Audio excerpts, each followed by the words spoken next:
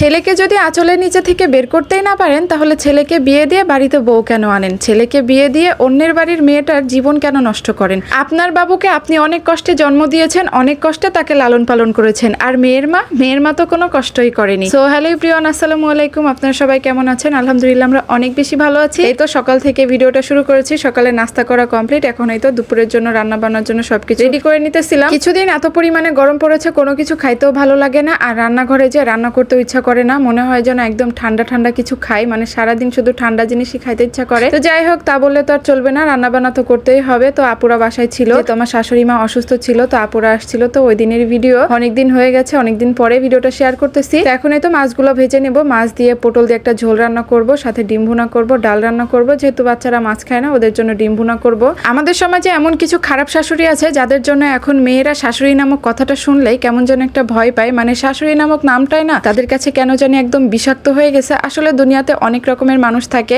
কিছু কিছু খারাপ শাশুড়িদের জন্য অনেকে শাশুড়ি নামক শব্দটাকে অনেক খারাপ ভাবে দেখে। একটা মেয়ে কত আশা, কত স্বপ্ন নিয়ে শ্বশুর বাড়িতে আসে সুন্দর করে সুখে সংসার করবে বলে, কিন্তু কিছু কিছু শাশুড়ি আছে যাদের এটা সহ্যই হয় না। ঠিক যেমনটা পলাশ সাহার মা। একটা মা কিভাবে পারে তার ছেলের সংসারটাকে নষ্ট করে দিতে। সংসারে অশান্তির জন্য, মানসিকভাবে ভেঙে পড়ার জন্য অনেক নারীকেই দেখেছি আত্মহত্যা করতে, কিন্তু কোনো পুরুষ যে এভাবে আত্মহত্যা করে এটা আসলে প্রথমবার দেখলাম। একটা পুরুষ কতটা মানসিকভাবে ভেঙে পড়লে, কতটা অসহায় হয়ে পড়লে মৃত্যুর পথ বেছে নেয়। আমি একটা জিনিসই বুঝি না, তারা যদি তাদের ছেলেকে আঁচলের নিচে থেকেই বের করতে না পারে, তাহলে তাদের ছেলেকে বিয়ে কেন দেন? বিয়ে দিয়ে পরের বাড়ির মেয়েটার জীবন কেন নষ্ট করেন? ছেলেকে বিয়ে করানোর পরে ছেলের বউয়ের সাথে একান্ত ব্যক্তিগতভাবে সময় কাটালে যদি আপনার এত সমস্যা, কোথাও ঘুরতে গেলে যদি আপনার এত সমস্যা, তাহলে ছেলেকে সারা জীবন নিজের ঘরের খুঁটি বানিয়ে রেখে দিলেই তো পারতেন। শুধু শুধু একটা মেয়ের জীবন নষ্ট করার তো কোনো মানেই হয় না। আর তাছাড়া আমরা এমন একটা সমাজে বাস করি যেখানে সংসারে কোনো অশান্তি হলে, সংসারে কিছু হলে শুধুমাত্র পরের বাড়ির মেয়েটাকেই আমরা দোষারোপ করি। কারণ ওই যে